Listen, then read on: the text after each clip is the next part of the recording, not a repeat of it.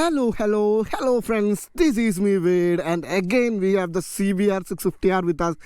New മോഡലല്ല, കണ്ടാൽ തന്നെ അറിയാം, ദി ഓൾഡർ മോഡൽ. ബട്ട് ഇപ്പോൾ ന്യൂ മോഡൽ വന്നിട്ടുണ്ട്, അതിനെപ്പറ്റി നമുക്ക് സംസാരിക്കാം. പക്ഷേ ഇത് കുറച്ചുകൂടി ഒരു ഡീറ്റെയിൽഡ് റിവ്യൂ ആയിരിക്കും ഇതിനെപ്പറ്റി. കാരണം such A sweet machine. I mean, ഓടിക്കുന്ന ഓരോ നിമിഷവും സമാധാനവും മറ്റേ കൊച്ചി രാജാവ് സിനിമയില്ല, അതേപോലെ. ആദ്യം നമ്മൾ പോകുമ്പോൾ വിചാരിക്കും സമാധാനത്തിൻ്റെ വെള്ളരിപ്രാവൾ പറക്കുന്നുണ്ടല്ലോ എന്ന്. പക്ഷേ once you throttle it's really freaking good. അതുമാത്രമല്ല, ഇതേണ്ട പവർട്രോണിക്സിൻ്റെ മാപ്പ് സ്വിച്ചാണ്. പവർട്രോണിക്സ് ഇൻസ്റ്റാൾഡ് ആണ് വിത്ത് എ ക്വിക്ക് ഷിഫ്റ്റർ. പിന്നെ കുറച്ച് ആക്സസറീസും കാര്യങ്ങളൊക്കെ ഉണ്ട്. റെട്രോ ക്രോസിൻ്റെ ഫ്രെയിം സ്ലൈഡേഴ്സ് ഉണ്ട്, പിയൂഗിൻ്റെ സൈഡ് സ്പോയിലേഴ്സ് കൊടുത്തിട്ടുണ്ട്. പിന്നെ അതേപോലെ തന്നെ MRIയുടെ ഒരു ബബിൾ വൈസർ കൊടുത്തിട്ടുണ്ട്. പ്ലസ് വേറൊരു മെയിൻ കാര്യം പറയാനുള്ളത്, ടയേഴ്സ് നിങ്ങൾ നോക്ക്, TVSൻ്റെ റോഡ് ഹൗണ്ട് ആണ് ഉള്ളത്. ഇപ്പം മാർക്കറ്റിൽ കിട്ടാവുന്ന ഏറ്റവും അഫോർഡബിൾ ആയിട്ടുള്ള ടയറാണ്. ചീപ്പർ ആയിട്ടുള്ള ടയർ എന്ന് ഞാൻ ആ ഒരു ടേം യൂസ് ചെയ്യണില്ല, ബിക്കോസ് ഇത് അഫോർഡബിൾ ആണ്, ബിക്കോസ് ഇറ്റ് മേക്സ് സെൻസ്. അതുമാത്രമല്ല, അത്യാവശ്യം നല്ല ഗ്രിപ്പും പ്രൊവൈഡ് ചെയ്യുന്നുണ്ട്. നമ്മൾ അത്യാവശ്യം ഗ്രാവൽസ് ആയാലും ശരി, വെറ്റ് റോഡ് ആയാലും ശരി, എല്ലായിടത്തും ഓടിച്ചു ആൻഡ് ഇറ്റ് സ്റ്റേസ്. അതായത് ഈ ഒരു പ്രൈസ് റേഞ്ചിൽ കിട്ടുന്നതിൽ വെച്ച് ദി ബെസ്റ്റാണ് ഇത്. പിന്നെ അതുപോലെ തന്നെ ടെയിൽ ടൈഡൊക്കെ വെച്ചിട്ടുണ്ട് RNGയുടെ. അതായത് ഞാൻ പില്ലിനായിട്ടിരുന്നപ്പോൾ ഈ ബാഗിൽ ഇപ്പോഴും ഉണ്ട് ആ ഒരു എന്താ പറയുക മണ്ണിൻ്റെ പാട്. അപ്പോൾ ഓൾ ഓവർ പറയാനായിട്ട് ഭയങ്കര കംഫർട്ടബിളായിട്ട് ഇരുന്ന് ടൂർ ചെയ്യാൻ പറ്റിയ ഒരു മെഷീനാണ്. ലുക്കിൻ്റെ കാര്യം ഞാൻ പറയണ്ട, ആ ഒരു ബേബി ഫയർ ബ്ലേഡ് ലുക്കാണ്. ഇപ്പോഴത്തെ പുതിയതായാലും ആ സെയിം ബേബി ഫയർ ബ്ലേഡ് ലുക്കാണ്. പിന്നെ നിങ്ങൾക്ക് കാണാം ആ ഒരു 4 സിലിണ്ടർ, പിന്നെ എക്സോസ്റ്റും കാര്യങ്ങളൊന്നുമില്ല, സ്റ്റിൽ സ്റ്റോക്കിലാണ്. കമോൺ മുതലാളി, ഒരു എക്സോസ്റ്റ് എടുത്ത് വെക്കൂ, ഇറ്റ്സ് ഹൈ ടൈം. കാരണം നമ്മൾ ഓടിക്കുമ്പോൾ നമ്മൾ പറക്കുമെന്നൊക്കെ, പക്ഷെ പുറത്തുനിന്ന് ഇതിൻ്റെ ഷൂ എന്നുള്ള സൗണ്ട് ഉണ്ടാവും. കാരണം എന്ന് വെച്ചാൽ പുറത്ത് നമുക്ക് മനസ്സിലാവില്ല ഇത് പറന്നാൽ വരുമെന്നുള്ള കാര്യം. അതാണ് പ്രശ്നം. ഈ എക്സോസ് ഇല്ലാതെ പ്രശ്നം എന്ന് വെച്ചിട്ടുണ്ടെങ്കിൽ വൻ സീന. ഈ നമ്മളിപ്പോൾ ഒരു സിംഗിളിൽ വെക്കുന്ന പോലെ ഒരു ഇൻലൈൻ 4 വെക്കണേ, അത്യാവശ്യം ഒന്ന് എക്സ്ട്രീം ലൗഡല്ലാതെ കുറച്ചുകൂടി സ്വീറ്റ് ആയിട്ട് ഒരു എക്സോസ്റ്റ് കണ്ടുപിടിച്ചിട്ടുണ്ടെങ്കിൽ ലൗഡ് പൈപ്പ് സേവ് ലൈഫ് എന്നൊക്കെ കേട്ടിട്ടില്ലേ, അതേപോലെയാവും. അല്ലെങ്കിൽ ആൾക്കാർക്ക് മനസ്സിലാവില്ല ഒരു സാധനം ഒന്ന് പറന്ന് വരുന്നുണ്ട് എന്നുള്ളൊരു കാര്യം. പിന്നെ അഡ്ജസ്റ്റബിൾ റിവേഴ്സും കാര്യങ്ങളും കൊടുത്തിട്ടുണ്ട്.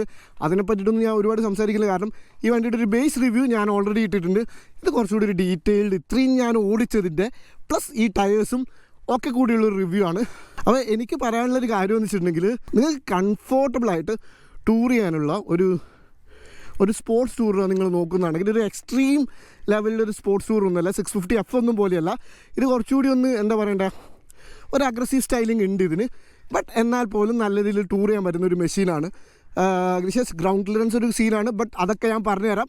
നമുക്ക് ആദ്യം ഓടിക്കുക, കാരണം സമ്മറീസ് ഇയർ ആൻഡ് നിന്ന് സംസാരിച്ച് കഴിഞ്ഞാൽ നമ്മുടെ വെടി തീരും. അപ്പോൾ നമുക്ക് ഓടിച്ചുകൊണ്ട് ബാക്കി സംസാരിക്കാം. ഓക്കെ, നമ്മളങ്ങനെ പതിയെ ഹൈവേയിൽ കയറിയിട്ടുണ്ട്. ഇനി വേണേൽ നമുക്ക് കഥ പറയാം. ആദ്യം തന്നെ ദ ഫീൽ.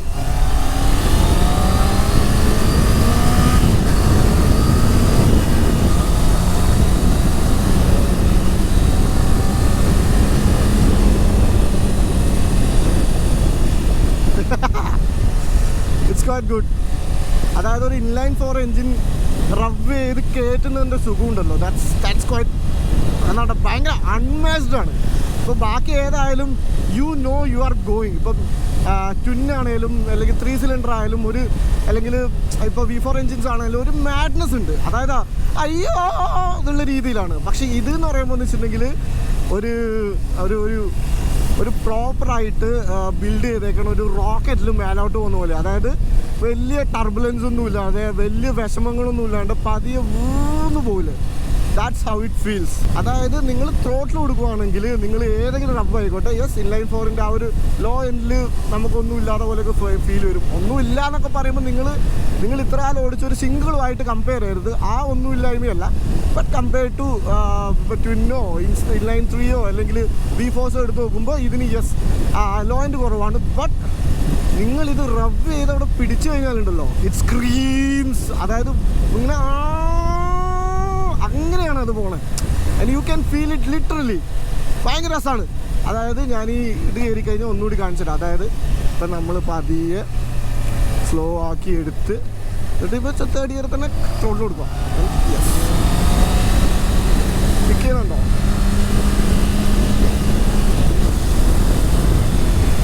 പിന്നെ പ്ലസ് ക്വിക്ക് ഷിഫ്റ്ററും കൂടി വന്നുകൊണ്ട്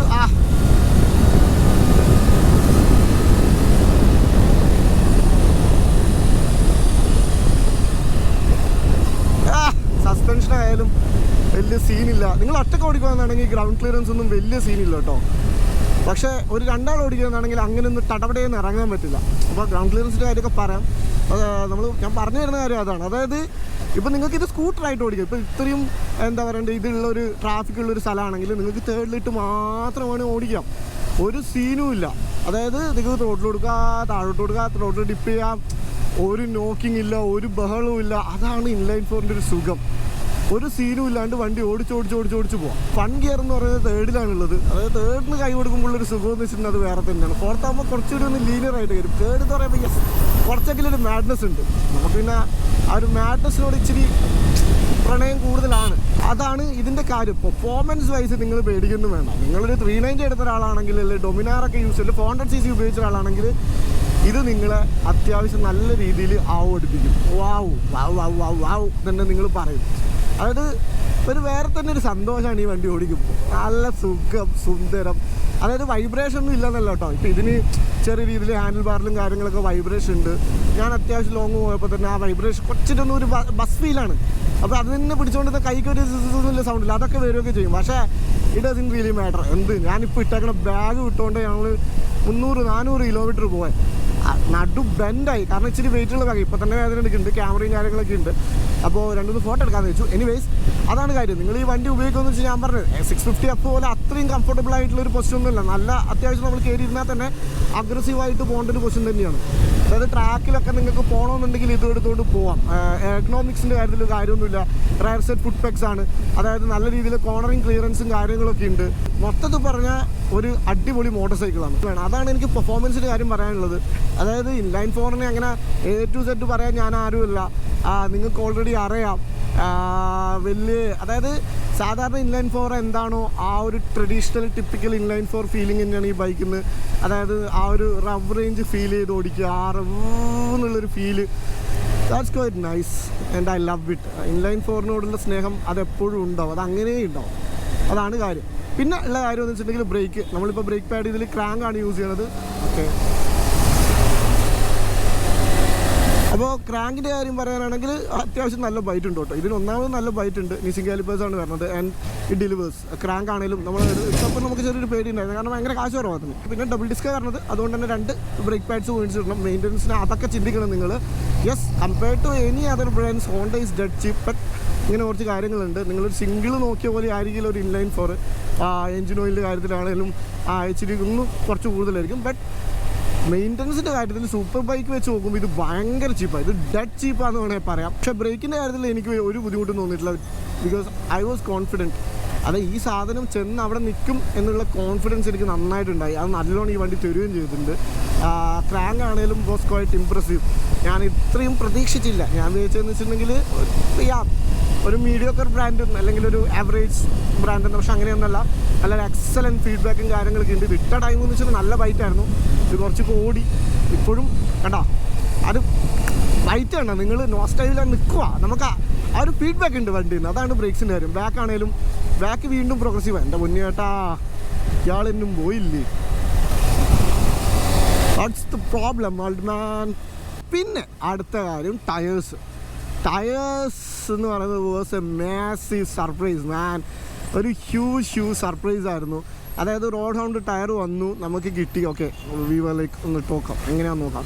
ആദ്യം പോയത് മൂന്നാറായിരുന്നു. മൂന്നാർ പോയ അന്നാണേൽ ഓക്കെ, മൂന്നാറിൻ്റെ കാര്യം നമുക്കറിയാം. റോഡൊക്കെ ഭയങ്കര വെറ്റായിരിക്കും, കോൾഡ് റോഡ്സ് ആയിരിക്കും.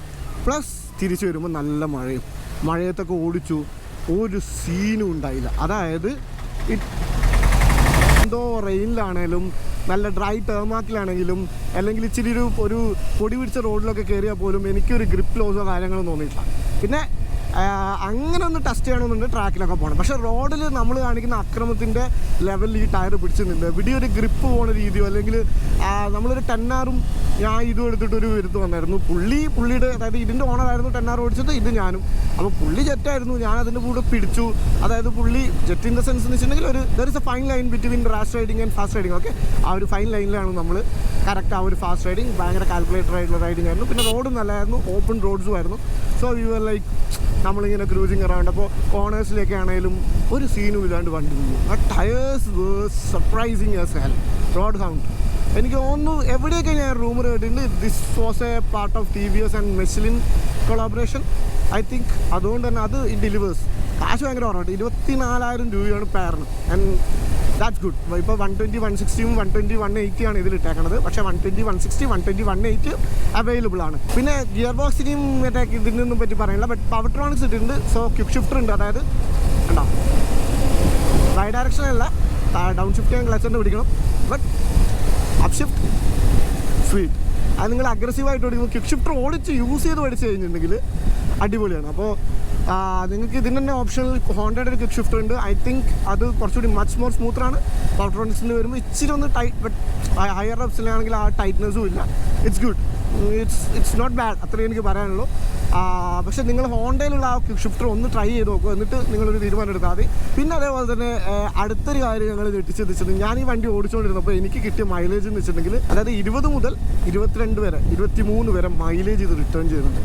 ഒരു 650cc ഇൻലൈൻ 4, അതൊരു വണ്ടറാണ്. ആ ആലോചിക്കുക, 390 ഓടിച്ചാൽ പോലും എനിക്ക് അത്ര കിട്ടാറില്ല. നിങ്ങൾ അഗ്രസീവായിട്ട് ഓടിക്കുന്ന 390യുടെ മൈലേജ് ഒക്കെ തന്നെ ഇത് റിട്ടേൺ ചെയ്യും. And that's really nice. അത് എനിക്ക് വളരെ വളരെ അധികം ഇഷ്ടപ്പെട്ടു. സൂപ്പർ ബൈക്ക് എടുത്ത ആൾക്കാർ മൈലേജിനെ പറ്റി ചിന്തിക്കുമോ എന്നുള്ള കാര്യം എന്ന് വെച്ചിട്ടുണ്ടെങ്കിൽ, മൈലേജിനെ പറ്റിയിട്ട് ഏത് വണ്ടി എടുത്ത ഒരാളും ചിന്തിക്കും. ഞാൻ കണ്ടത് വെച്ചാൽ ഞാൻ ഒരുപാട് റിച്ച് ആയിട്ടുള്ള ആൾക്കാരുടെ കൂടെ നടന്നിട്ടുണ്ട്. But every one is concerned about the mileage. അതായത് എത്രയെങ്കിലും മൈലേജ് ആയിക്കോട്ടെ എന്ന് വെച്ചല്ല, എത്ര മാക്സിമം മൈലേജ് കിട്ടാൻ പറ്റുമോ അത്രയും മാക്സിമം മൈലേജ് കിട്ടാനാണ് എല്ലാവരും ഉദ്ദേശിക്കുന്നത്. അല്ലെങ്കിൽ എല്ലാവർക്കും അതാണ് ആഗ്രഹം. അപ്പോൾ അതാണ് മൈലേജിൻ്റെ കാര്യം. ഏത് സൂപ്പർ ബൈക്ക് ആണെങ്കിലും നമ്മളിപ്പോൾ പറയും എല്ലാ ഇന്ത്യക്കാരും ചോദിക്കുന്നു, എല്ലാവരും അത് നോക്കും. ലൈക്ക് ആ കാശല്ലേ കൊടുക്കണേ, അല്ലാണ്ട് വേറെ പുളുങ്കൂരൊന്നുമല്ലല്ലോ. എത്ര കാശുകാരനായാലും കാശ് എല്ലാവർക്കും വിലയുണ്ടാവും. അപ്പോൾ അതാണ് മൈലേജ്. And that surprising. ഞാൻ എടുക്കുമ്പോൾ 16 ആയിരുന്നു, ഇപ്പോൾ 18 അത് നമ്മൾ ഓടിക്കുന്നതല്ലേ ഭയങ്കരമായിട്ട് അഗ്രസീവായിട്ടൊരു പുള്ളി ഓടിച്ചപ്പോൾ തന്നെ 16, 17 കിട്ടിയത്. പക്ഷേ എല്ലാം നമ്മൾ സാധാരണ നോർമൽ ടൂർ ചെയ്യുന്ന പോലെ ഓടിച്ചിട്ടുണ്ടെങ്കിൽ ഡെഫിനറ്റായിട്ടും നിങ്ങൾക്ക് 20 അബവ് മൈലേജ് ഇത് റിട്ടേൺ ചെയ്യും. ഡെഫിനറ്റ് എനിക്ക് തോന്നുന്നു പുള്ളിക്ക് 23, 24 ഒക്കെ കിട്ടിയിട്ടുണ്ട്. അതാണ് മൈലേജിൻ്റെ കാര്യം. മൈലേജിൻ്റെ കാര്യം ഭയങ്കര സർപ്രൈസ് കേട്ടോ. എല്ലാവർക്കും ഇത്രയും മൈലേജ് കിട്ടുമോ എന്നുള്ളൊരു കാര്യം മൈൻഡിലുണ്ടായിരുന്നു. പിന്നെയുള്ള ഞാൻ കുറച്ച് കാര്യങ്ങൾ പറഞ്ഞു. അതായത് ഇത് ആരെടുക്കണം എന്നുള്ള ചോദ്യം ഉണ്ടല്ലോ. 650 ആരുടെ കപ്പ് ഓഫ് ടീയാണ്. നിങ്ങളൊരു 390 എന്നൊക്കെ വരുന്ന ഒരാളാണെങ്കിൽ നിങ്ങൾക്ക് ഇഷ്ടപ്പെടില്ല എന്നല്ല വെച്ചേക്കും. ചില ആൾക്കാർക്ക് ആ പ്രാന്തായിരിക്കും ഇഷ്ടം. ഇതിനില്ല എന്നല്ല, ഉണ്ട്. പക്ഷേ ഇത് ഭയങ്കര കൺട്രോൾഡ് മാനറിലുള്ള ബ്രാൻഡാണ്. അതായത് ഇതിനെ ബ്രാൻഡ് ആക്കണമെന്നുണ്ടെങ്കിൽ ആ റൈഡർ വിചാരിക്കണം. അതായത് ഓൾറെഡി ഇൻബിൽഡായിട്ട് ഇതിന് ബ്രാൻഡില്ല, ഇതിൻ്റെ റൈഡറാണ് ഇതിനെ ബ്രാൻഡ് ആക്കണം എന്നുള്ള രീതി. കായിക കൊടുത്ത് അഗ്രസീവായിട്ട് ഓടിച്ച് യെസ് ഇതൊരു മാഡ് വെഹിക്കിളാവും. എല്ലാന്നാണെങ്കിൽ അത്രയും മാഡ് അല്ലാതൊരു വെഹിക്കിളായിരിക്കും. പിന്നെ അതേപോലെ തന്നെ ടെസ്റ്റ് റൈഡ് കിട്ടാൻ ഭയങ്കര പാടായിരിക്കും. 650R CBR നിങ്ങൾക്ക് കിട്ടാൻ പോകുന്നത് CB 650 ആയിരിക്കും. അപ്പോൾ നിങ്ങൾക്ക് ആ എഞ്ചിനൊന്ന് എക്സ്പീരിയൻസ് ചെയ്യാം. അതായത് 650 അല്ലെങ്കിൽ നിങ്ങളൊരു 650cc എടുക്കാൻ പോകുന്നതാണെങ്കിൽ നിങ്ങൾ എന്തായാലും ഇത് ഓടിച്ചു നോക്കണം. കാരണം ചില ആൾക്കാർക്ക് ഇതായിരിക്കില്ല നോക്കണം. അതായത് സൂപ്പർ ബൈക്കല്ലേ, പവർ ഉണ്ടാവില്ലേ എന്നുള്ളൊരു ഫീൽ എല്ലാവർക്കും ഉണ്ടാവും. ബട്ട് യെസ് ഇത് സൂപ്പർ ബൈക്കാണ്. യെസ് ഇതിന് പവറും ഉണ്ട്. അതായത് കൈ കൊടുത്തത് ഇങ്ങനെ അങ്ങ് പോവും. പക്ഷെ ആ ഒരു മാഡ് എലമെൻ്റ് ഇല്ല. അതായത് പവറൊന്നും ഇങ്ങനെ വാരി വിതറുന്നില്ല. ബട്ട് ഇങ്ങനെ കൺട്രോൾഡ് മാൻ. മനസ്സിലായത് 110 ഞാൻ വെച്ച് 80-60 കണ്ടതാണ്. അതാണ് പ്രശ്നം. മനസ്സിലായില്ലേ? യു വോണ്ട് നോ ഏത് സ്പീഡിലാണ് പോകുന്നത് നിങ്ങൾക്കൊരു പിടി ഉണ്ടാവില്ല. അതാണ് ഈ വണ്ടിയുടെ കാര്യം. അപ്പോൾ അതാണ് ഇതിൻ്റെ ഒരു ബ്യൂട്ടി എന്നും പറയുന്നതും. ഭയങ്കര രസമാണ്. നമ്മളെ ഭയങ്കര ഇരുന്ന് ഓടിക്കാം, ഒട്ടും പേടിപ്പിക്കാതെ ഭയങ്കര കാമായിട്ടുള്ളൊരു മോട്ടോർ സൈക്കിൾ. ഞാൻ നേരത്തെ പറഞ്ഞ പോലെ തന്നെ നിങ്ങൾക്ക് ആ ഒരു പേടിപ്പിക്കുന്നൊരു ഫീല് വേണമെന്നാണെങ്കിൽ അങ്ങനെ ഓടിച്ചാലും മതി. അല്ലെങ്കിൽ നിങ്ങളൊരു ട്വിൻ സിലിണ്ടർ ഇൻലൈൻ 3 ഒക്കെ നോക്കണം. പക്ഷേ ഡയറ്റോണൊക്കെ പുതിയ വന്നത് ഞാൻ ഓടിച്ച് നോക്കിയിട്ടില്ല. അതിലൊക്കെ എത്രത്തോളം അല്ലെങ്കിൽ എത്രത്തോളം ഒരു മാഡ്നസ് ഉണ്ട് നമുക്ക് ഓടിച്ച് നോക്കണം എങ്ങനെയാണെന്നുള്ളൊരു ഫീലും കാര്യങ്ങളൊക്കെ. പക്ഷേ ഇത് ഞാൻ പറഞ്ഞ പോലെ തന്നെ ഭയങ്കര കാമായിട്ട് ഇരുന്ന് പോകാൻ പറ്റുന്നൊരു വണ്ടിയാണ്. സ്പീഡാണ് കയറുന്നത്, അല്ലാതെ നിങ്ങളെ ആരും ഉന്തിക്കൊണ്ടുവന്ന പോലത്തെ ഫീൽ ഉണ്ടാവില്ല. പക്ഷേ ഉണ്ട് നമ്മൾ ഓപ്പൺ ടോട്ടൽ കൊടുത്തു കഴിഞ്ഞാൽ ഇല്ലേ അഗ്രസീവായിട്ട് ഓടിക്കാം, അത്രേ ഉള്ളൂ. പക്ഷേ ഇതിൽ ഇൻബോൺ അഗ്രസീവ് വണ്ടിയല്ല, സമാധാനപ്രിയനാണ്. പിന്നെ അതേപോലെ തന്നെ കമ്പയർ ടു എനി ബ്രാൻഡ് ഇതിൻ്റെ സർവീസ് കോസ്റ്റ് എന്ന് പറയുന്നത് ഭയങ്കര ഡെഡ് ചീപ്പാണ്. ഒരു ജനറൽ സർവീസിനൊക്കെ 4,000 to 6,000 ഇല്ല. ലാസ്റ്റ് വന്നത് 4,800 അങ്ങാണ്ടായിരുന്നു വന്നത്. എന്നാലൊരു 4,000 to 6,000 റുപ്പീസൊക്കെ ആവുള്ളൂ. അതാണ് ഇതിൻ്റെ ഏറ്റവും വലിയൊരു ക്യാഷ് പോയിന്റ്. എല്ലാവരും ഇത് അതായത് പുതിയ 650R വന്നിട്ട് അതിൻ്റെ ബുക്കിംഗ് ക്ലോസ് ആയിപ്പോയി, അതായത് ഫുള്ളായിപ്പോയി. That's how affordable the maintenance cost is. ഭയങ്കര ചീപ്പാണ്. അതുകൊണ്ട് തന്നെ ആൾക്കാരൊക്കെ 650 എടുത്ത് മെയിൻറ്റെയിൻ ചെയ്യുന്നതിന് എല്ലാവരും പറ്റി ചിന്തിക്കുമല്ലോ. ഇപ്പോൾ ട്രയംഫ് ആണെങ്കിലും അല്ലെങ്കിൽ വേറെ ഏത് ബ്രാൻഡാണെങ്കിലും കുറച്ച് കാശ് കൊടുക്കേണ്ടി വരും, അതായത് മെയിൻറ്റെയിൻ ചെയ്യാൻ വേണ്ടിയിട്ട്. അല്ലെങ്കിൽ സർവീസ് കോസ്റ്റ് എന്നൊക്കെ പറയുമ്പം ഭയങ്കര ഒരു 10,000 എബോവൊക്കെ പോകും. അല്ലെങ്കിൽ കവാസാക്കി ആണെങ്കിലും. ഹോണ്ട അങ്ങനെയല്ല, ഹോണ്ടയുടെ സർവീസ് കോസ്റ്റ് ഈസ് ഡെഡ് ചീപ്പ്. അപ്പോൾ അതാണ് കാര്യം. ഒന്നും അതായത് ഞാൻ ആ C800 ഓടിച്ച പോലെയോ അല്ലെങ്കിൽ ഒരു ഡുക്കാറ്റി ഓടിക്കുന്ന പോലെയൊന്നും ഒരു ഹീറ്റിങ്ങോ കാര്യങ്ങളൊന്നുമില്ല. ഉണ്ട്. നിങ്ങളിപ്പോൾ സാധാരണ ഒരു വണ്ടിയിൽ നിന്ന് വരുന്ന ഒരാൾക്ക് ഇത് ഭയങ്കര അൺബെയറബിളായിട്ട് തോന്നും. അതായത് റൈറ്റ് ടു ലെഫ്റ്റ് സൈഡ് നമ്മളെ ആംഗിളിൻ്റെ മേലെയൊക്കെ നന്നായിട്ട് ഹീറ്റ് അടിക്കും. ബട്ട് അതൊരു ഓൾ ഔട്ട് ഹീറ്റിങ്ങോ കാര്യങ്ങളൊന്നുമല്ല, കുഴപ്പമില്ല, ബെയറബിളാണ്. പ്രത്യേകിച്ച് നിങ്ങൾ നല്ലൊരു റൈഡിങ് പാൻറ്റും കാര്യങ്ങൾ കിട്ടാൻ അത് എലിമിനേറ്റ് ചെയ്യാൻ പറ്റുന്നേ ഉള്ളൂ. ഇപ്പോൾ ഞാനൊരു ജീൻസാണ്, but I can feel the heat. ബൂട്ടിട്ടുണ്ട്, പക്ഷേ ബൂട്ടിൻ്റെ സോക്സ് ഇടാത്തതുകൊണ്ട് അതിൻ്റെ മേലെയും ചെറിയൊരു ഹീറ്റും കാര്യങ്ങളൊക്കെ ഫീൽ ചെയ്യുന്നുണ്ട്. അങ്ങനെയുള്ളൊരു കാര്യമുണ്ട് കേട്ടോ. അതായത് ഹീറ്റിംഗ് ഉണ്ടാവും, പക്ഷേ കമ്പയർ ടു ഇപ്പോൾ ഏത് ബ്രാൻഡാണെങ്കിലും ജാപ്പനീസ് ബ്രാൻഡിന് ഇച്ചിരി ഹീറ്റിംഗ് കുറവാണ്. നിങ്ങളൊരു ഡുക്കാറ്റി ഓടിച്ചു കഴിഞ്ഞാൽ നിങ്ങളുടെ കാല് വേണേൽ പൊള്ളും. അതായത് ഇതാണെങ്കിൽ പോലും നിങ്ങൾ ട്രൗസറൊക്കെ ഇട്ട് ഓടിച്ചു കഴിഞ്ഞാൽ ശരിക്കും നിങ്ങളുടെ എന്താ പറയണ്ടേ, കാല് ചെറിയ രീതിയിൽ ചിലപ്പോൾ നിങ്ങളുടെ രോമം പൊള്ളും. അതാണ് കാര്യം. അതായത് ട്രൗസർ ഇട്ടിട്ടൊരു സൂപ്പർ ബൈക്ക് ഓടിക്കണമെന്ന് ഞാൻ ഒരിക്കലും പറയില്ല കേട്ടോ, ഞാൻ പറഞ്ഞതാണ്. അത്രയ്ക്ക് ഹീറ്റും കാര്യങ്ങളൊക്കെ ഉണ്ട്. പക്ഷേ it is what it is. ഒരു 650cc inline 4 producing almost 80 bhp ആ ഒരു ഇതൊക്കെ വരുമ്പോൾ വെച്ചിട്ടുണ്ടെങ്കിൽ അതിൻ്റേതായ ഹീറ്റിങ് കാര്യങ്ങളൊക്കെ ഉണ്ടാവും. അത് it's A common sense. But അപ്പോൾ അതാണ് മൊത്തത്തിൽ കാര്യം. നിങ്ങളിപ്പോൾ ഒരു സിംഗിളിൽ നിന്ന് നിങ്ങളൊരു അല്ലെങ്കിൽ ട്വിൻ സിലിണ്ടറിൽ നിന്ന് നിങ്ങളൊരു അപ്ഗ്രേഡൊക്കെ നോക്കുകയാണെങ്കിൽ ഇതൊരു പെർഫെക്റ്റ് ഒരു അപ്ഗ്രേഡ് ആയിരിക്കും കേട്ടോ. നിങ്ങൾക്ക് ആ ഒരു the world of super bikes ഒക്കെ സമാധാനപരം എക്സ്പ്ലോർ ചെയ്യാം. അത് മാത്രമല്ല, ഒരു സൂപ്പർ ബൈക്ക് കിട്ടിക്കഴിഞ്ഞിട്ടുണ്ടെങ്കിൽ നിങ്ങൾക്ക് ഒരുപാട് ഗ്രൂപ്പ് റൈഡ്സിലും കാര്യങ്ങളൊക്കെ ജോയിൻ ചെയ്യാം. So that you can experience more super bikes. അതായത് നിങ്ങളൊരു സൂപ്പർ ബൈക്ക് ഓടിച്ച് കഴിയുമ്പോൾ ആ കമ്മ്യൂണിറ്റിയിലെ ആൾക്കാർക്ക് അറിയാം, okay you know how to manage a super bike. അപ്പോൾ നിങ്ങൾക്ക് അവരുടെ വണ്ടി തരും, അവർ നിങ്ങളുടെ വണ്ടി ഓടിക്കും. അങ്ങനെ നിങ്ങൾ whole lot of new experience നിങ്ങൾ കടന്നു വരാൻ പോകുന്നൊരു വലിയൊരു പുതിയ എക്സ്പീരിയൻസിലായിരിക്കും. കാരണം എന്ന് വെച്ചാൽ ഞാൻ സൂപ്പർ ബൈക്ക് ഓൺ ചെയ്യുന്നതുകൊണ്ടല്ല, പക്ഷേ ഞാൻ സൂപ്പർ ബൈക്ക് ഓൺ ചെയ്യുന്ന ആൾക്കാരുടെ കൂടെ കറങ്ങി നടക്കുന്നതുകൊണ്ട് എനിക്കറിയാം അവരുടെ കമ്മ്യൂണിറ്റിയും കാര്യങ്ങളൊക്കെ എങ്ങനെയാണെന്ന്. പലരും പറയണ കാര്യം എന്ന് വെച്ചിട്ടുണ്ടെങ്കിൽ ഇവരൊക്കെ ഭയങ്കര സീനാണ്, കട്ടിക്കും പിടിക്കും, അവർക്കും ഇത് എല്ലാ പഴക്കൊലയിലും ഒരു ചീന പഴം ഉണ്ടെന്ന് വെച്ചിട്ട് എല്ലാവരും അങ്ങനെയൊന്നുമില്ല. ഞാൻ കണ്ടേക്കണ വെച്ചാൽ എല്ലാ സൂപ്പർ ബൈക്കേഴ്സും എന്നെപ്പോലെയോ നിങ്ങളെപ്പോലെയോ ഭയങ്കര പാഷനേറ്റ് ആയിട്ടുള്ള ആൾക്കാരാണ്. അതായത് ചുമ്മാ നിർത്തിയിട്ട വണ്ടിയിലൊക്കെ ചുമ്മാ റാൻഡമായിട്ട് വെയിലൊക്കെ കയറി കഴിഞ്ഞാൽ ആരാലും തെറി വരും. അത് സൂപ്പർ ബൈക്ക് ആവണമെന്നില്ല, ഏത് ബൈക്കാണെങ്കിലും തെറി കിട്ടും. ബട്ട് എല്ലാന്നാണെങ്കിലും നിങ്ങൾ നിങ്ങളുടെ ആ ഒരു പാഷനേറ്റ് ആയിട്ടുള്ള ഒരു രീതിയിൽ അപ്രോച്ച് ചെയ്ത് കഴിഞ്ഞിട്ടുണ്ടെങ്കിൽ വണ്ടി ഓടിക്കാൻ തരുമെന്നല്ല ഞാൻ പറയണത്. ബട്ട് ഫോട്ടോ എടുക്കാനായാലും അവരുടെ എക്സ്പീരിയൻസ് ഷെയർ ചെയ്യാനാണ് എല്ലാം തരും. ഇപ്പോൾ നിങ്ങൾ അറിയുന്ന ഒരാളാണെങ്കിൽ എന്തായാലും വണ്ടി ഓടിക്കാനും തരും. ഇപ്പോൾ എനിക്ക് ആദ്യമായിട്ട് വണ്ടി ഓടിക്കാൻ തന്നേക്കണ IB എന്ന് പറഞ്ഞൊരു മച്ചാനാണ്. അത് C800 ബ്രോ എടുത്ത് ഓടിച്ചോ, we never met.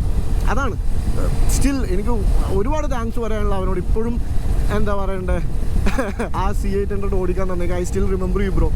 I am still thankful for that. ആ ഒരു എക്സ്പീരിയൻസ്. കാരണം ഒന്ന് ഓടിച്ചപ്പോൾ പിന്നെ വണ്ടികൾ ഇങ്ങനെ വരാൻ തുടങ്ങി. ഓക്കെ, അതാ പറഞ്ഞത്, നിങ്ങൾക്ക് ഒരു ഓടിച്ചൊരു പരിചയം ഉണ്ടെന്നുണ്ടെങ്കിൽ ആരും ഒന്ന് ഡൗട്ടൊന്നും ചെയ്യില്ല. പ്രത്യേകിച്ച് ഞാൻ പറഞ്ഞില്ലേ, സൂപ്പർ ബൈക്കുള്ള ആൾക്കാരെ വളരെ നെഗറ്റീവായിട്ടാണ് ആൾക്കാർ ചിത്രീകരിച്ചേക്കണത്. അതായത് എന്തോ അഹങ്കാരികളാണ്, മറ്റേതാണ് മറിച്ചതേക്കണമെന്നൊക്കെ. പക്ഷെ എനിക്കത് തോന്നിയിട്ടില്ല. ഞാൻ കണ്ടതിൽ വെച്ചിട്ട് എല്ലാവരും ഭയങ്കര പാവങ്ങളാണ്, എല്ലാവരും ഭയങ്കര ക്യൂരിയസ് ആണ്. എല്ലാവർക്കും എനിക്ക് അങ്ങനെ ഒരു ബാഡ് ഒരു ഫീല് കിട്ടിയിട്ടില്ല. ഉണ്ട്, ഇല്ലയെന്ന് ഞാൻ പറയണില്ല, ചെറിയ അവിടെ ഇവിടെയൊക്കെ കിട്ടുന്നുണ്ട്.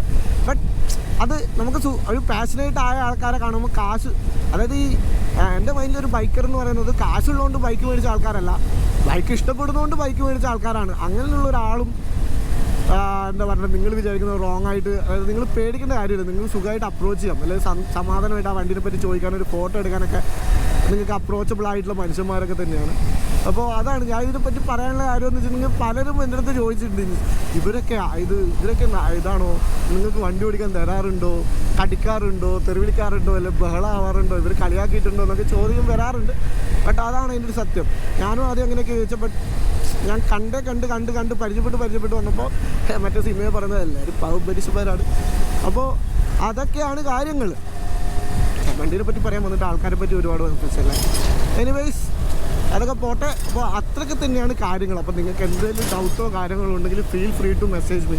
ഈ വണ്ടീനെ പറ്റിയിട്ടാണെങ്കിലും feel free to message me, അല്ലെങ്കിൽ feel free to message the owner of this bike, red line shifter Gautam ചേട്ടൻ. ഓക്കെ, അപ്പോൾ we need an exhaust for this motorcycle. Okay, ഇത് ഇറ്റ്സ് കംപ്ലീറ്റ്ലി സൈലൻറ്റ്. എനിക്ക് തന്നെ വണ്ടി ഓടിക്കുമ്പോൾ എത്ര സ്പീഡിലാണ് താഴോട്ട് സ്പീഡോമീറ്ററിൽ നോക്കണം.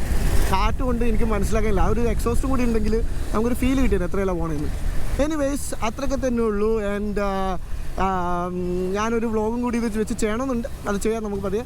Anyways this is me wait saying. വീണ്ടും കാണാൻ വന്നിക്കാം. Till than